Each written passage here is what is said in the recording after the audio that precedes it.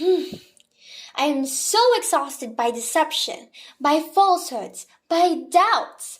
I think I have to find something that is certain, irrefutable, something undebatable. But where do I begin? If I were to be in a quest to search for something that is certain, then I must free myself from these previous beliefs and start again right from the foundations if I wanted to establish anything. I have been meaning to start this quest since I was young, and still struck by a large number of falsehoods, which I had accepted as true and factual at that time. So today, I have expressly rid my mind of all worries, and arranged for myself a clear stretch of free time, to ponder, to reflect, to meditate. Yes, I should name this Meditations. Meditations on the first philosophy, because I am meditating. Yup, that's a nice ring to it. Meditations.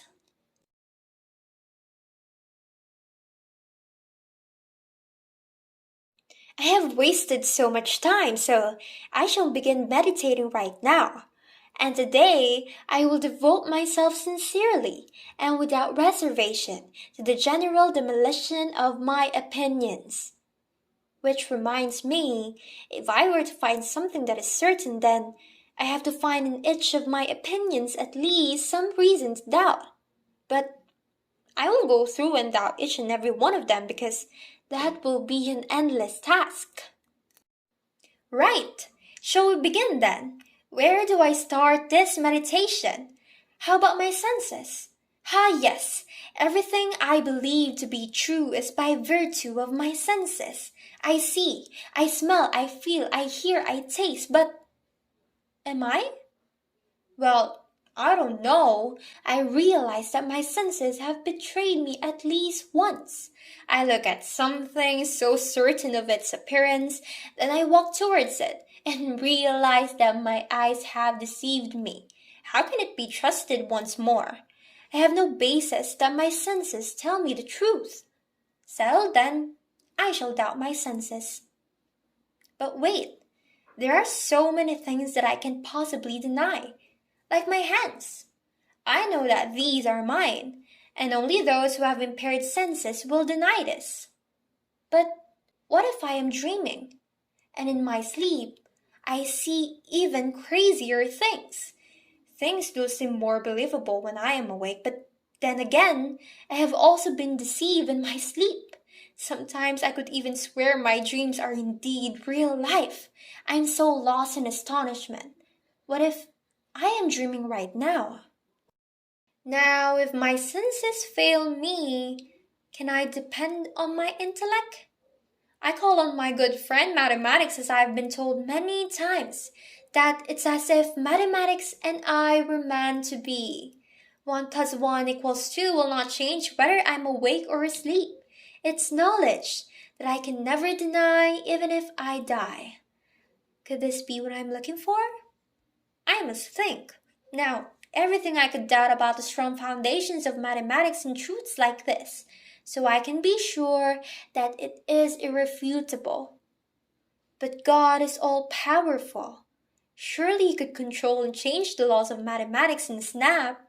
And if God is not real, why, it would mean that we existed only by chance, and the more we would be prone to deception. But God is good. It can't be Him. So if not God, then who? It must be an evil demon.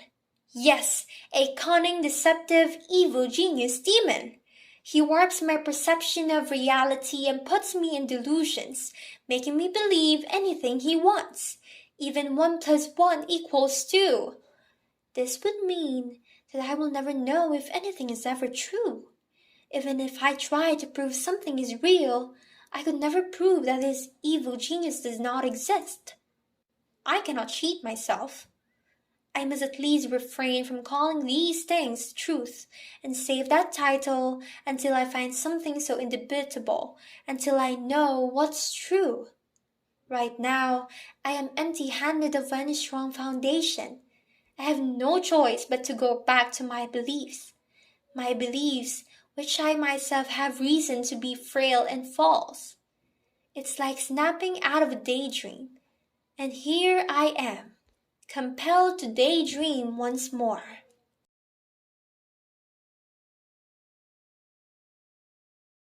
Ay, and here I am once more, still on a search for certainty through my doubt method.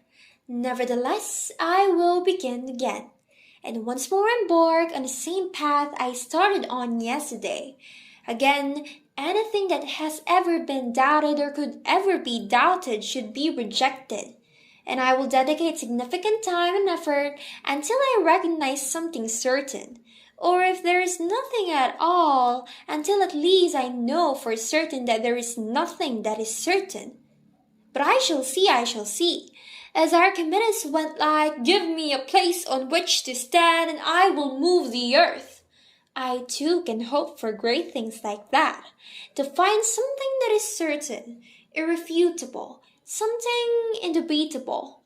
I suppose that everything I see is spurious, that my memory is inaccurate, and I have no senses, body, figure, extension, movement, and place. But what then remains as true? Perhaps just the one fact that nothing is certain. But that cannot be. Is there not a God, or whatever I may call him, who places within me the thoughts I am now having? But why do I think this, since I myself am the author of my thoughts? In that case, am not I at least something? But I have just said that I have no senses in the body, and that the physical world does not exist. I have also come to the conclusion that knowledge acquired through intellect is uncertain, because there may be the presence of a malicious demon who could deceive me. But how can that be? An I who is capable of thinking must exist first to be deceived by the evil demon's subtle ways.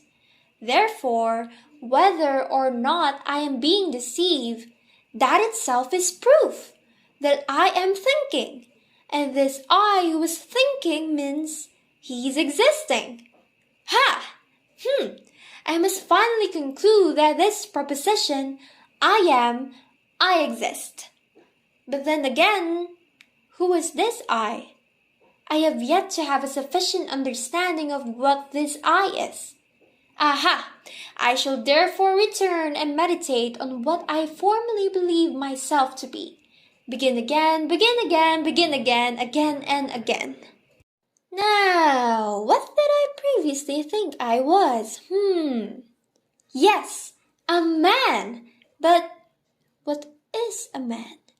Shall I refer it as a rational animal? Non puzzlenko. If I would continue this train of thought, and I should have to inquire what an animal is, what rational is, and a rational animal. No, I do not have the time to waste on subtleties of this kind. I need to concentrate. Right. Think, Descartes, think. Well, first I had a face, hands, arms, and limbs on which can also be seen in a corpse, and which I called the body. The next was that I was nourished, that I could move. I engaged in sense perception and thinking, and these actions I attribute to the soul.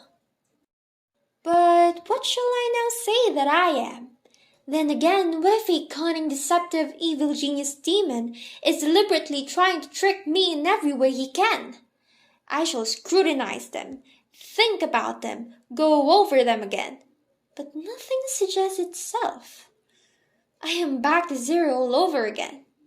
All attributes were doubted. Well, all but one. Thinking.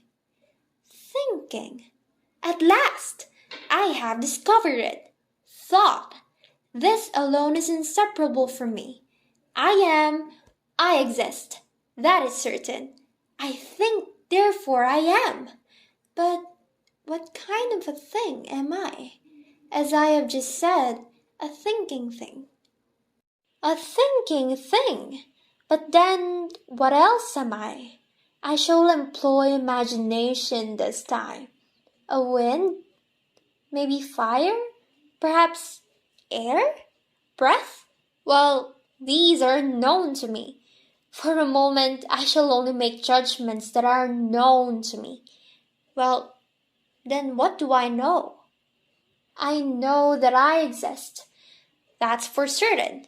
And if I follow this train of thought of how I am understood, then sense and imagination could not be depended on.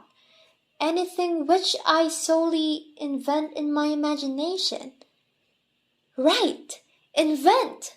The very word is a mistake.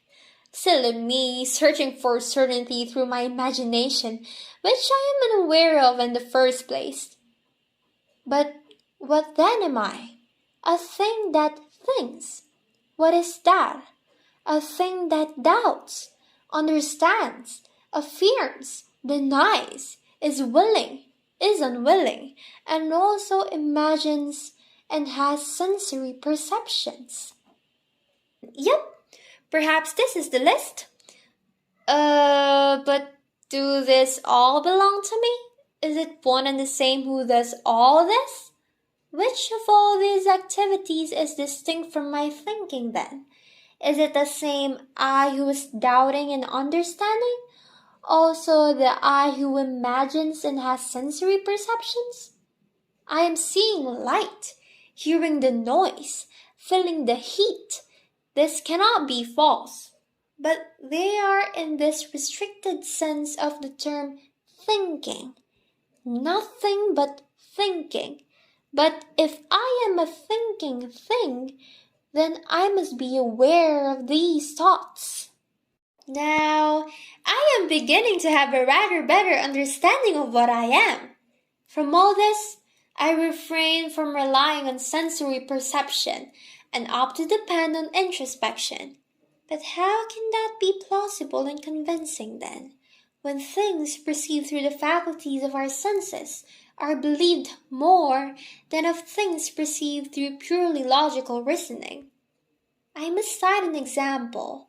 Very well then, let me cite an example. But what should I give as an example? What do I have here? Let me see. Aha! Yes, this one. This piece of wax that has just been taken from the honeycomb. What can be known by this piece of wax? Let's list them down. First, it has not yet quite lost the taste of the honey.